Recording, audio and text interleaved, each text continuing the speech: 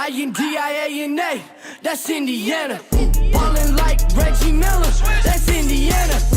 I put on for my state, that's Indiana. Watch me rep it in your face, that's Indiana. That's Indiana, that's Indiana. Salut, c'est Chenouillette de Ludovox. Je suis à la Gen Con 2016 en compagnie de Théo Rivière. Coucou Théo. Salut, ça va ? Ça va et toi ? Ouais, grave. Du coup, on va vous présenter aujourd'hui un prototype qui s'appelle Secrets, qui est signé Bruno Feiduti et Eric Lang, donc le nouveau duo infernal. Alors, qu'est-ce que c'est que Secrets ? Ça se joue à combien ? Quelle est la durée de partie ? À partir de quel âge ? Tout ça. Alors Secret, c'est un de nos projets qui est encore en gros développement chez Repos. C'est vraiment pas fini au niveau mécanique. On commence à s'approcher de la fin, mais c'est pas encore fini. Donc les caractéristiques sont pour l'instant, on est sur un 4-8 joueurs qui joue en à peu près 25 minutes. Ça devrait rester, mais si on se rend compte à la fin qu'en fait à 8 joueurs c'est moins bien, on changera un petit peu les règles. Mais dans l'idée on a envie et pour l'instant ça marche bien de 4 à 8. Je pense que c'est accessible à partir de 10-12 ans à vue de nez. Il n'y a pas de lecture mais il y a un peu de bluff et un peu de double guessing, donc c'est pas forcément très évident au départ. Voilà. Et au niveau de date de sortie, on n'a pas encore de date de prévue. Dans l'idée et tout Repoprod qu'on est, on avait envie que ça sorte à SN, mais le jeu n'est pas encore fini pour nous, donc on décale la sortie, puisqu'on ne sort les jeux que quand ils sont prêts. Et dans l'idée, ça devrait sortir sur le premier semestre de l'année 2016, si tout va bien, mais c'est... 2017 2017, c'est vrai qu'on est déjà en 2016. Donc premier semestre de l'année 2017, si tout va bien, mais de la même manière, si jamais c'est pas fini à ce moment-là, on décalera encore, jusqu'à temps que le jeu soit parfait au moment où il sort. Ok, alors quel est le but du jeu ? C'est un jeu à identité secrète par équipe. Donc on va jouer, je vais mettre les hippies un peu de côté, je les explique juste après.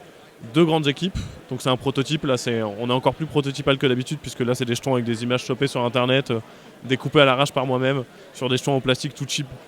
Ça sera beaucoup mieux que ça évidemment. L'idée c'est qu'au début de la partie on a pris tous ces jetons en fonction de joueurs, on les a mélangés, on les a distribués à chaque joueur. Ça représente quelle agence d'espions on va représenter nous en tant que chef d'agence. Donc soit on fait partie du CIA, soit on fait partie du KGB. Au début de la partie, on a distribué autant de jetons qu'il y a de joueurs, plus un jeton qu'on a laissé au milieu. Donc on ne sait pas exactement quelle est la répartition exacte entre les joueurs. Et la seule information que j'ai, c'est mon identité à moi et l'identité de mon voisin de droite. Donc je sais qui est dans mon équipe, peut-être un peu, mais j'ai vraiment très peu d'informations. Le but du jeu, ça va être de récupérer ces cartes-là, qui sont donc différents agents qu'on va faire venir dans notre agence, qui ont donc des points d'influence, qui sont les points de victoire. À la fin de la partie, qui arrive dès qu'un joueur a cumulé suffisamment de cartes devant lui, on révèle l'identité de chaque personne, on cumule les points de chaque personne, chaque membre de chaque équipe, l'équipe qui a le plus de points gagne. Donc vraiment très simple. Du coup, à son tour, qu'est-ce qu'on fait ? À son tour, c'est aussi assez simple, on pioche 2 de ces cartes. Alors je vais prendre un bon exemple qui nous montre tout le côté dilemme du jeu, puisque les cartes sont triées là, donc c'est pas forcément le plus parlant. Donc je pioche 2 cartes aléatoirement, que je révèle à l'ensemble des joueurs. Donc tout le monde sait que dans ma main j'ai un politicien et un assassin. Encore une fois, vraiment les illustrations ne ressembleront pas à ça parce que là c'est des premiers sketchs. On devrait être plus proche de ça, même si ça c'est pas définitif non plus. Mais c'est vraiment le début du layout et tout pour nous. À la fin ça sera beau et chatoyant. Donc je révèle 2 cartes que l'ensemble des joueurs ont vues. Et derrière, secrètement, je choisis une de ces 2 cartes. L'autre je la défausse, on la remet sous la pioche. Et la carte que j'ai choisie, je la passe à n'importe quel joueur ou joueuse autour de la table. En disant tiens, je te propose cette carte. Toi derrière tu as 2 choix, un peu comme dans le Kakerlaken Poker, le poker des cafards. Soit tu dis ok je veux cette carte, en ce cas là tu la révèles à tout le monde. Tu as maintenant ce nombre de points de victoire qui s'ajoute à ton nombre de points de victoire, donc là c'était négatif donc c'est pas terrible. Et tu actives le pouvoir de la carte. Si par contre tu m'avais dit ah bah non là à mon avis tu m'envoies une carte qui est pas bien, ça m'intéresse pas, c'est moi qui récupère la carte, qui l'a révélée, qui a activé le pouvoir et qui gagnait les points.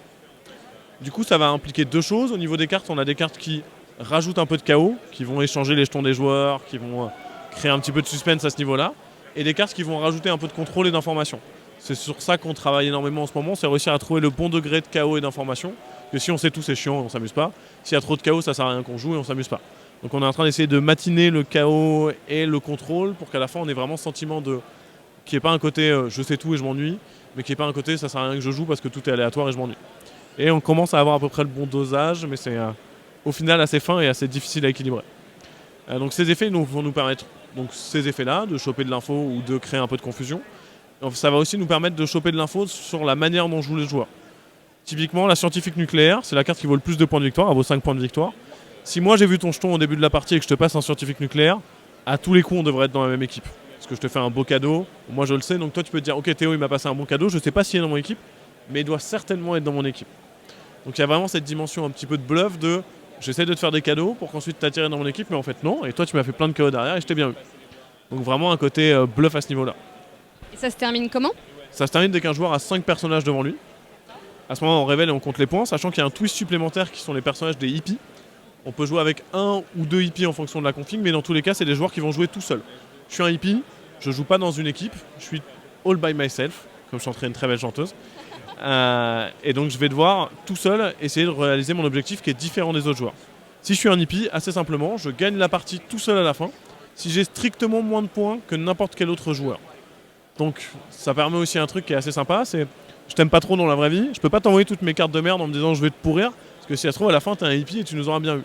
Donc ça va permettre une espèce d'autorégulation du jeu et de la manière dont les joueurs vont jouer, et ça va recréer un truc de suspicion qui est très très chouette de bah non, attends, là je peux pas te donner une carte et on gagne avec notre équipe parce que si ça se trouve, Marilyn c'est une hippie et elle a moins de points et donc on va gagner, on va tous avoir l'air très stupide. Donc ça va créer des vraies situations de jeu très très très fortes.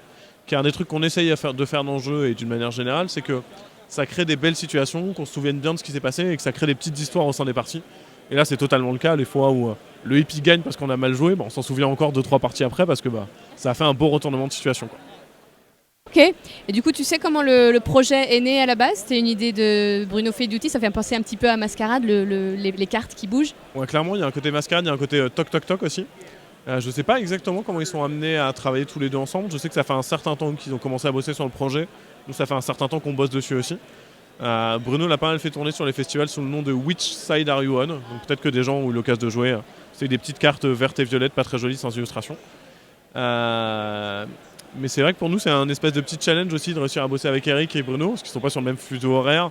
Il faut qu'on arrive à les capter tous les deux pour leur donner des informations, qu'ils soient d'accord et qu'ils se mettent. C'est aussi pour ça que c'est chouette que je sois à la Gen Con, puisqu'ils sont tous les deux là, et donc j'ai un gros rendez-vous avec eux pour réavancer sur le projet, puisque là on peut se voir tous les trois en même temps, ce qui est plutôt chouette. Mais c'est un duo assez étonnant au final. Moi quand j'ai commencé à voir les premiers trucs de Bruno et Eric, je me suis dit ah ouais c'est étonnant, Bruno qui est plus sur des petits jeux assez chaotiques, assez random dans son design, là où Eric est plus sur des gros jeux un peu vraiment à l'américaine avec plein de matos. Mais le duo fonctionne super bien parce que j'aime beaucoup Secret, j'aime beaucoup aussi Dolores qui arrive chez lui-même, et c'est étonnant de les voir sur ce degré-là, mais au final le duo fonctionne bien. Et étonnamment, les effets les plus chaotiques qu'on a pu avoir dans le jeu viennent pas forcément de Bruno, c'est aussi Eric qui en a amené. Donc c'est assez chouette de bosser avec eux deux, c'est vraiment des chouettes types en plus. Et niveau illustration, donc vous êtes avec qui? Donc c'est une illustratrice qui s'appelle Carrie, qui n'est pas encore trop connue dans le monde du jeu puisqu'elle n'a pas officié sur énormément de projets. Elle a fait une des familles de Elysium. Elle vient du monde de la BD, je crois que c'était Athéna. Non, c'est pas Athéna, c'est Apollon, je crois qu'elle a fait. Qui est une illustratrice qui vient plutôt du monde de la BD et du jeu vidéo. Là, elle bosse aussi sur un projet qui s'appelle Millions chez Matago, de Jérémy Kletsin, qui arrive je sais pas quand, mais j'ai vu leurs illustrations et c'est assez chouette parce que c'est dans un style complètement différent. Du coup, c'est Alexis, notre directeur artistique, qui bosse avec elle, et on avait vraiment cette dimension de vouloir faire un truc comme l'univers est très CIA contre KGB, un peu pop, un peu pin-up, etc. Donc c'est pour ça qu'on a des personnages féminins un peu cambrés, des personnages masculins assez forts et virils dans les clichés de cette époque-là. Et on va essayer, donc là c'est pas encore très joli parce que c'est encore du work in progress, mais de travailler sur ces fonds de cartes pour essayer d'avoir des illustrations qui sont assez rassurantes dans la manière dont elles sont faites. On est sur du réalisme, il n'y a rien de très très audacieux, mais de rajouter des fonds un peu pop art ou un peu constructivisme russe, pour amener un truc un peu nouveau et un peu frais dans les illustrations, parce que c'est aussi des trucs qui nous parlent et qui nous feraient plaisir. Et donc on a commencé aussi à bosser sur la couve, qui sont là du sketch complet et total. Les illustrations ne sont vraiment pas définitives, c'est les premières poses des personnages. Et donc vraiment avec cette idée de un personnage russe, un personnage américain et une hippie, et l'attaque de tous ces personnages, et vraiment ce côté dans quelle équipe est-ce que je vais bien pouvoir être. Ok, merci beaucoup Théo. On a fait le tour? Ouais, complètement. Ok, super. Merci beaucoup Théo pour toutes ces informations, et je vous dis à bientôt sur Ludovox. INDIANA, that's Indiana. Ballin' like Reggie Miller, that's Indiana. I put on for my state,